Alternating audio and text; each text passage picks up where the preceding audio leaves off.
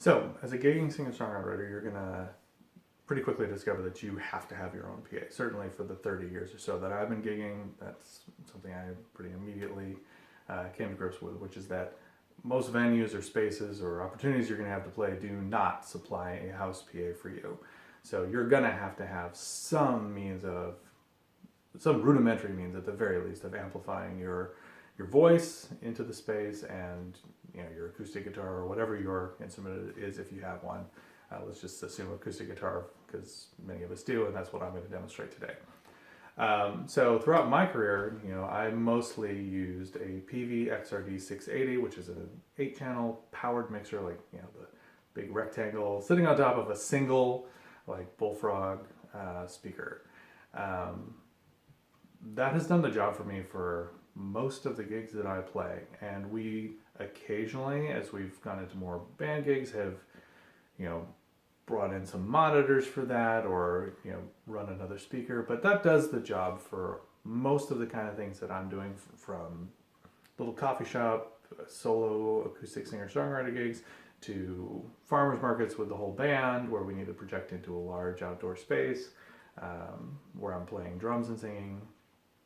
It's pretty versatile, but to be clear, I am someone who can make do with a fairly simple, meat and potatoes kind of array that simply is doing the job of projecting my voice, and I just need a little bit of a hint of being able to hear myself. I don't need to have a very fancy rig. One thing that I do require that'll come into play as I talk about these other new products here is that we record our gigs. We record almost every gig, and so for our purposes, we really desire having a nice, clean, direct line out for the vocal or for whatever is going through the PA. And ideally, being able to isolate. In other words, if I'm singing and playing guitar, that we have one track for my vocal and one track for the guitar. So, with that in mind, I still have my PV XRD 680. It is still something that I use if the situation requires that I need to run monitors, or I need to run 2 speakers or something else like that. But in the past couple of years, I have definitely migrated more into using these new sort of all-in-one amp style singer-songwriter kind of acoustic amps that have come to market, and I have liked that transition. It's mostly been a good move that simplifies things for me and is still in keeping with my general philosophy, which is very meat and potatoes. Don't need a lot of fancy features. In particular, don't need to run multiple speakers, multiple monitors. Just need to get my sound into a space and sound good, and therefore feel good about my performance. So I wanted to kind of walk you through these and kind of the evolution of these are all 3 that I have purchased, and I'll talk about them and talk about the order I purchased them in and the reason I purchased them. I'll also give you just a comparison. If you're in the market for one of these, I'll give you a taste of how these sound with just voice and acoustic guitar going through them. Spoiler alert, they all sound pretty good. There's not going to be a huge difference between the sound of them, but I will talk about some advantages and disadvantages of each from my perspective, as someone who still plays a lot of shows when there's not a pandemic, and what I like and dislike about each of them. So without further ado, let's kind of get into it, and let me first take you on a little tour of these verbally, and then let me give you a taste of how they sound. Okay, so let me walk you through the 3 amps that I've had and tell you kind of the story of how they came into my life. So the first one that I got was this Acoustic A40. It's a 40-watt amp. It's a wedge style, very simple, very straightforward. Next I got the Fender Acoustasonic 90, and then finally I've recently gotten the Acoustic A1000. So first, the Acoustic A40. This is, it gets the job done, but it doesn't have a lot of frills. So it's got two inputs, which can either be mic or quarter-inch, with independent volume, but they're going to share an EQ, a 3-band EQ, where you can have a frequency select of which mid you want to emphasize or de-emphasize, and then a low and a high. They are going to share an assigned effect, which it has some nice sounding effects, but they are in this interface. And I will say that one problem that I've had with this specific one, which I don't know if it's typical of this model or not, is that sometimes the LED display on this interface goes very dark. It's just orange without visible lettering. That's a problem I've had with this particular one.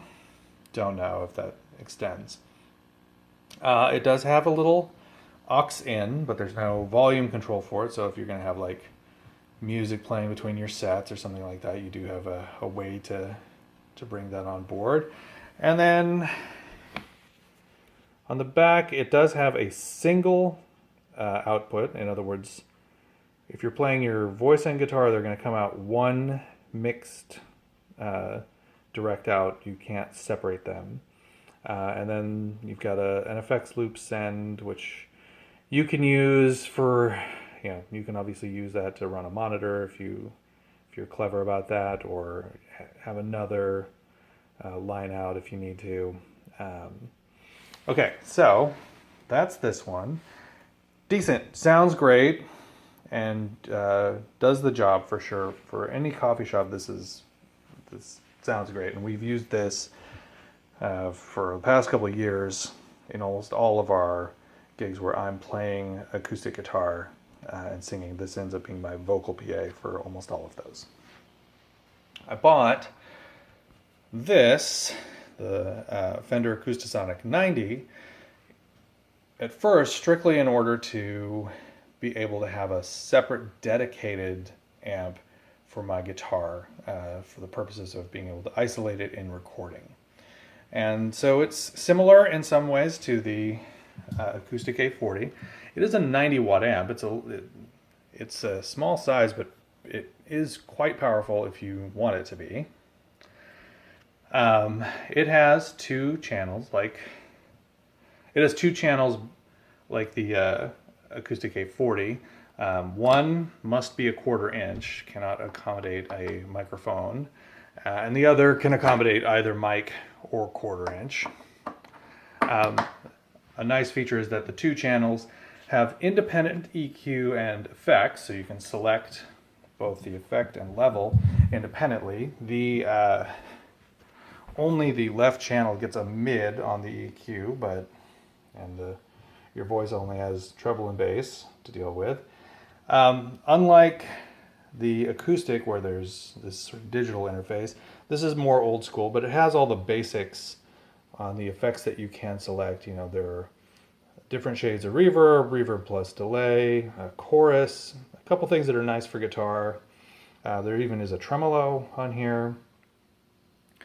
So bread and butter if you just want to have a nice plate on your voice and a room or hall. It's very simple, but the effects do sound nice.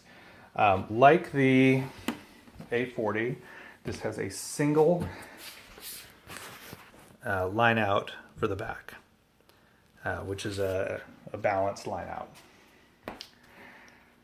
I got the Acoustic A1000. There was a deal on it, and I made the decision to move to this because it has two dedicated channels, which each have their own. I won't show you the back of the thing. I'll just tell you that you can actually have two outputs, one from this row and one from this row. You can assign two different effects. You can give two different sets of EQ. And if you really need to, you actually can have four items running through this amp if you're content to allow them to share two channels of EQ, effects, and output. This one also has an aux in. I should mention that the can't remember if the Fender does.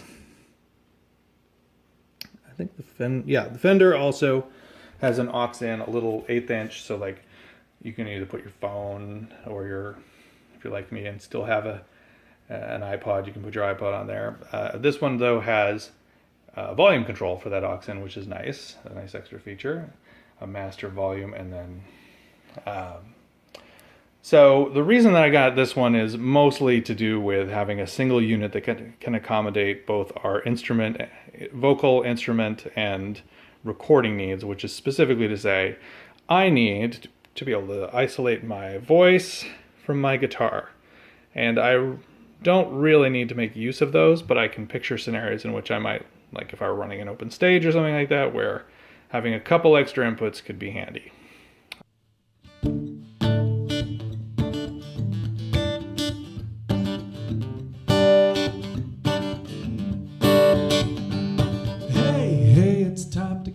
Right time to hear the tale of a sad and lonely boy who dreamed of love. The tale began in secret long ago. A damsel knew him well, spun a sad heart on a copper wire through endless rain.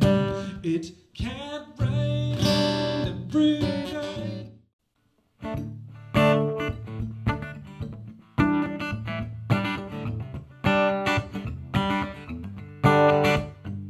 Hey, it's time to gather round, time to hear the tale of a sad and lonely boy who dreamed of love. The tale began in secret long ago. A damsel knew him well, spun a sad heart on a copper wire through endless rain.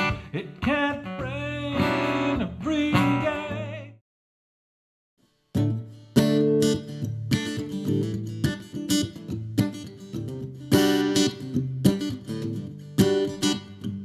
Hey, it's time to gather round, time to hear the tale of a sad and lonely boy who dreamed of love. The tale began in secret long ago. A damsel knew him well, spun her sad heart on a copper wire through endless rain. It can't rain every day. So let's talk about these one by one, and then let's sort of pick a champion for if you're a singer-songwriter and you're trying to, make a decision about which one of these is the best fit for you. I'll make a recommendation. So, starting with the A40, this is the most basic of them. While it does sound good and while it can do the job, there's a couple downsides that stick out to me and are in fact the reason that I'm moving on from this. It has the two inputs, but they are tied to the same EQ, which means you can't cut a hole in the guitar to let your voice shine through. You got to just EQ the room, in essence. They also are going to have to share an effect, which means you can't really, at least I feel like it's less viable to suggest that, oh, you know what, I could put a nice delay on my guitar or something that's really cavernous, but keep my voice away from that. I would have to pick that everything needs to sound that way, and that would make me shy away from anything that's more than just sort of a reverb on as the combined effect. It has just one output, which is fairly typical, but does limit what you can do from like a recording perspective. You'd rather be able to have dedicated, isolated outs for each input, which only the A1000 does. And, it's a little bulky. It's 30 pounds, but with the wedge shape, you do have to kind of carry it out from your body a little bit, and it can be a little awkward to carry. So, moving on to the A1000, I think that this is, this one in many senses is the cream of the crop. It sounds great. It's got those two channels, so you can have separate effects, separate EQ for your two inputs. It also has passenger inputs, so that on either of the two channels, like if you had someone stepping up to sing a backup vocal with you or something, you can just decide that they'll be on that vocal channel with you and put another mic in. At that point, they're sharing your EQ, they're sharing your effect, but that's situationally not that big a deal. Like if you're running an open stage or you're, like I said, you have a special guest coming up for a moment and you just need to have one more instrument plugged in or one more vocal plugged in, you have the option to do that with a, you know, it's not the perfect situation of having like a full PA or full dedicated channels for everything, but it's good enough. And finally, and then the other thing I'd say about the A1000, that is the bulkiest, it's the heaviest of them at nearly 40 pounds. And again, with that wedge shape and it being even a little bigger, you have to carry it a little further out from your body, which is a little more taxing over any distance. Finally, the Acoustasonic 90, you know, sounds great. And I'll say this, all of them sound great, but the Acoustasonic is a little easier to get a bright, clean, crisp sound. The acoustics here are, by default, if you just have the EQ set to 0, they are a little muddy. And you need to like play with it a little to bring in some highs and take out some mud. Whereas the Fender starts very crisp and clean and gets even more so if you sort of bring in some highs and tail out some other stuff. You can make it sound really nice. So little tiny edge in sound quality to my ear. For the Fender, it is not just portable, but pleasantly portable. It's very light. At 18 pounds, it's a very easy carry. It has a very thin profile, so you're carrying it down at your body from your shoulder, not from, you know, you're not having to like engage, you know, to hold your arms out in some sort of challenge to bring it in. It does have 2 inputs. One downside, tiny downside, I mentioned like that being able to cut a hole out of the mids of the guitar to let the mids of your voice shine through. You can cut that hole out of the guitar, but you can't you can't tweak the mids of the voice because, again, that second channel, the only one that will accept a microphone, only has a low and high EQ, but is otherwise independent. And then finally, for recording purposes, it does just have the single output. So if you're going to record your show, you're going to get the blend that's coming out the amp is going to be what you have to work with, and you're not going to be able to isolate your vocal and guitar. Oh, and then one last little addendum that I'll add about the Acoustasonic is that I also have used it to run an electric guitar, my Epiphone Alley Cat, through a pedal board into that amp, and it does deliver a pretty good solid state version of the Fender clean sound when used that way. So if I'm switching between acoustic and electric and doing that, it works pretty well for that purpose, and I find that it works a little bit better than the acoustics for that purpose. So if I were going to make one recommendation to a singer-songwriter starting out of all of these, I would say I would recommend the Acoustasonic 90. I think it's just a little bit cleaner, crisper, sounds a little nicer, and it's a real bonus, it being so light. If I were trying to recommend for a house PA, for a small venue, I would actually go with the A1000, because having those extra inputs is probably a must-have if you have a variety of acts coming in and you can't necessarily guarantee that they just have 2 things to plug in. So that's my recommendation. That's how I feel about them. I think they're all great. I'm probably going to end up selling this A40 because I decided to replace it with the A1000 instead, but the A40 was doing great for me when I was using it and the Fender to record vocal and guitar live. So I don't know the Marshall version of this intimately. I've played it a little bit in stores and feel like it's pretty cool. Very similar idea. I have not played any other manufacturer's version of this, but feel free to drop some comments if you have and you have some opinions about it, and take it easy. All right.